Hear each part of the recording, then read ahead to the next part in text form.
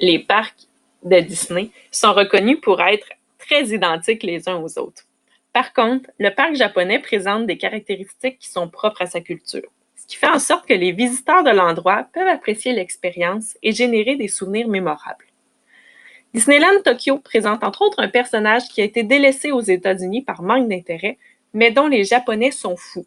C'est un petit ourson qui s'appelle Duffy avec sa copine Shelly May. Les costumes portés par les personnages sont aussi différents.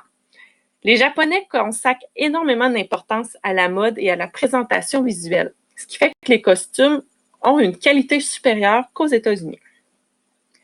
Les personnages dans les parcs vont aborder les visiteurs en anglais, mais les chansons et les spectacles vont être en japonais pour conserver la culture de l'endroit.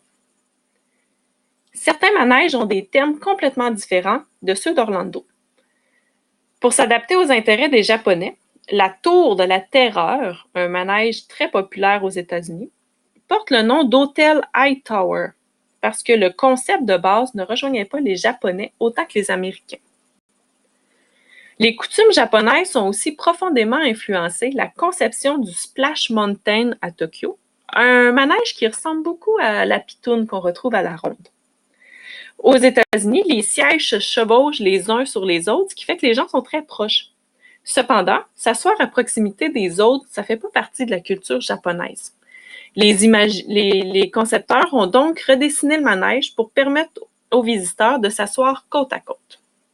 Donc, on a un même but pour deux parcs, mais malgré la barrière culturelle, on sent quand même la magie chez les visiteurs.